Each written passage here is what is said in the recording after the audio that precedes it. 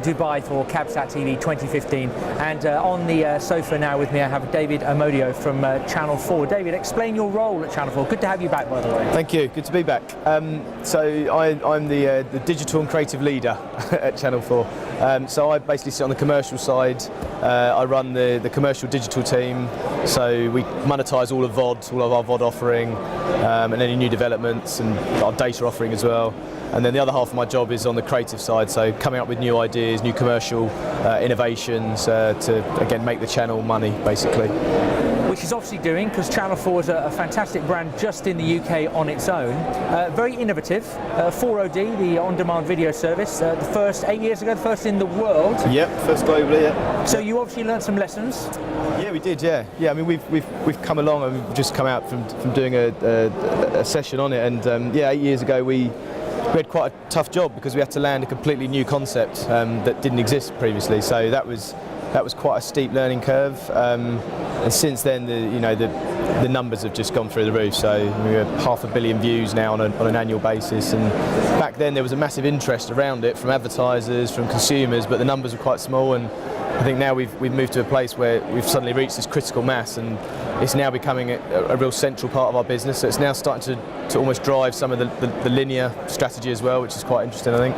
Okay, so I mean, we often talk about the tail wagging the dog, and I guess really for the digital element of the Channel 4, that's certainly the case. Yeah, I think it is. I think I think a lot of our learnings now, we're now using them to play out onto the masses, so onto the bigger sets of eyeballs. And it seems to be, the most interesting area for places like this to talk about, and consumers as well seem to be more interested in what we're doing with 4OD than on the main channel, even though the numbers are much bigger on the main channels.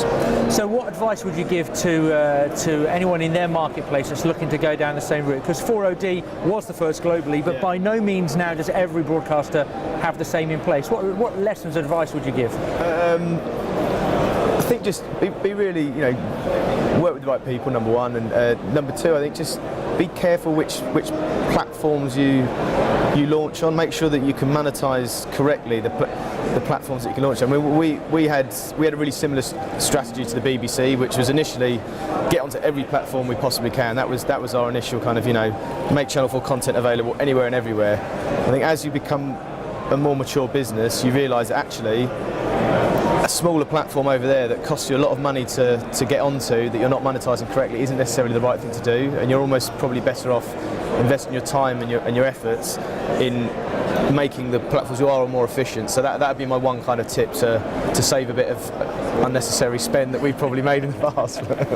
And you mentioned monetisation there, of course, that is your role, but all too often at the start of a business going out on multi-platform, it's forgotten, isn't it? And therefore it doesn't become key to the business early enough.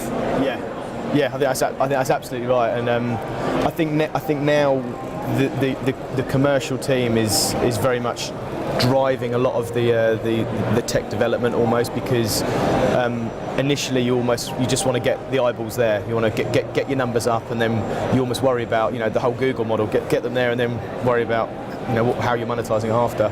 But I think now we're being much more careful about what the market's actually demanding. So what can we sell? What yield would that kind of give us? Are we overpricing stuff?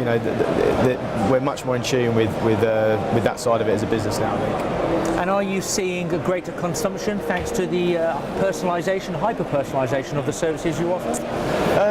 I think we're starting. I mean, we're just about to get rid of the 4OD brand, and at the end of this month we're launching all four, and that means that every single person who watches any Channel 4 content has to be behind a registration wall. So we'll have data on every single person who watches any content. Once we do that, then I think that the personalisation element of it becomes very, very central. So we can then obviously tailor and suggest different information for different people depending on who they are. So in that sense, it becomes completely central to the consumer. So what can you tell us that's going to be happening digitally at Channel 4 in the next 12 months that we can talk about? That you can. Well, all four is the big the big buzz for us this year. It's been about a year and a half in the making, maybe even longer actually.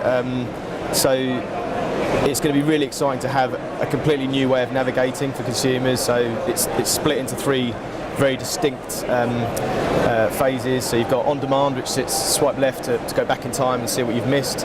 On live, where we'll be dynamically ad serving for the first time ever, globally again.